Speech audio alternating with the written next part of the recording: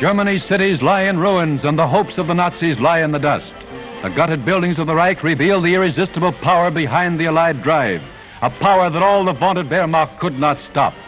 Bismarck's statue frowns upon the shattered wreckage of a Krupp munitions plant, one of the many furnishing tools of war for the Blitzkrieg, Hitler's fast-paced warfare that was stopped cold and flung back in his face, as were these tanks which never left the assembly line.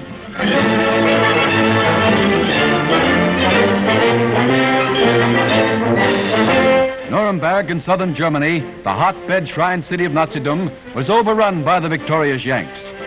Of all the enemy's leveled cities, none reflects greater destruction than Nuremberg, where the Allied attack poured its full fury upon the spawning grounds of the Nazis.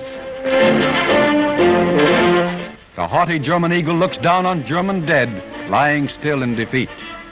Over the vast stadium, Old Glory overshadows one of the world's most hated symbols.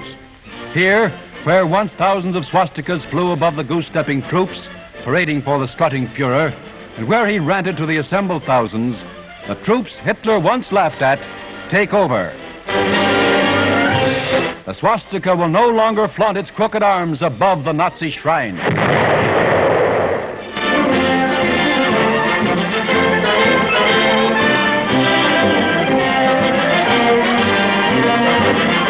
With the situation well in hand, the Yank stage a review. Newsreel and Signal Corps cameramen made this record of the last days of Hitler's Germany.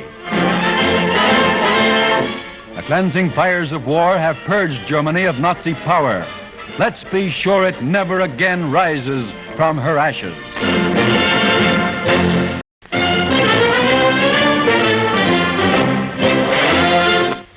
Supreme Commander General Eisenhower pays tribute to the men who won our victory. The United Nations will gratefully remember Tedder, Montgomery, Spaatz, Bradley, Delatte, Creer, and many others. But all these agree with me in the selection of the truly heroic figure of this war. He is G.I. Joe and his counterpart in the air, the Navy, and the merchant marine of every one of the United Nations. He has braved the dangers of U-boat infested seas. He has surmounted charges into desperately defended beaches. He has fought his tedious, patient way through the ultimate in fortified zones. He has endured cold, hunger, fatigue. His companion has been danger. Death has dogged his footsteps. He and his platoon commanders have given us an example of loyalty, devotion to duty, and indomitable courage that will live in our hearts as long as we admire those qualities in men.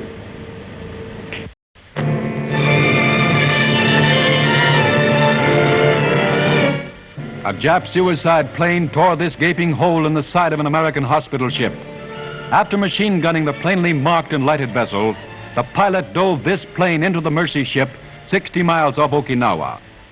29 died in the blast. The 31 wounded are removed at an advanced island base.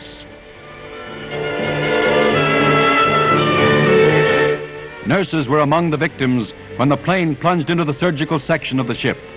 At the time of the savage attack, the Comfort was loaded with battle casualties from the Okinawa action.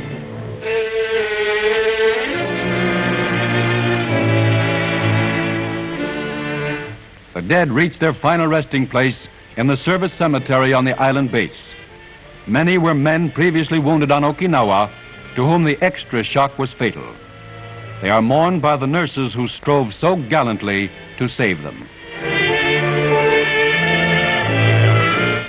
Yes, VE Day has come and gone, but we still face a Pacific foe capable of slaughtering wounded Americans. Buying that extra bond seems a small thing to do.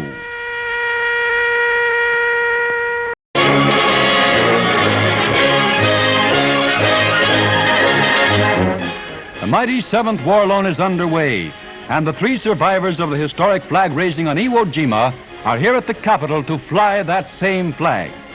With an honor guard at attention, that tattered banner goes aloft once more. This flag and the unforgettable picture of the men who raised it on Mount Suribachi are to be the symbols of this new war loan drive. What better reminder could we have to buy more bonds? Secretary of the Treasury Morgenthau tells us the reasons we should and must. Today, each and every one of us should dedicate himself anew to the task of doing all in his power to bring this war to complete and final victory. There is no more important way in which Americans can express concretely this determination than by buying more extra bonds in the 7th War Loan. The workers in the Boeing plant in Seattle set an example for the rest of the country by staying on the job.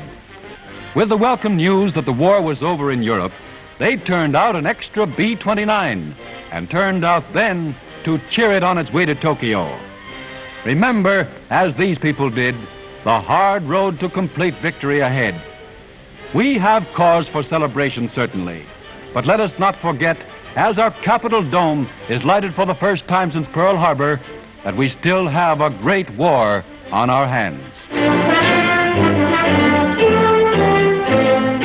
New York's Times Square is out in party clothes again, with the multicolored lights blazing in all their glory to shine down on a crowd that deserves to celebrate before they roll up their sleeves and get back on the job. With the lifting of the brownout, it's again the Great White Way.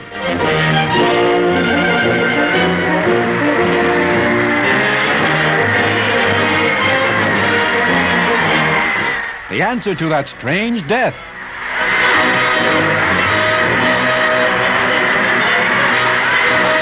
The grand old lady of them all has her day, too, as the torch that has been a symbol of liberty and the statue itself is once more lighted to remind our enemies that freedom and democracy will never perish.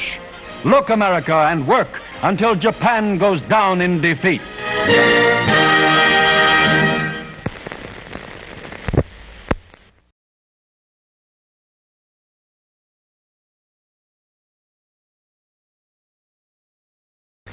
The purpose of I Am an American Day is to welcome our new citizens, boys and girls who have become 21 years of age and take their places in the ranks of citizenship of our country, and men and women devoted to our country who have renounced all allegiance to their place of birth and have become citizens of the United States.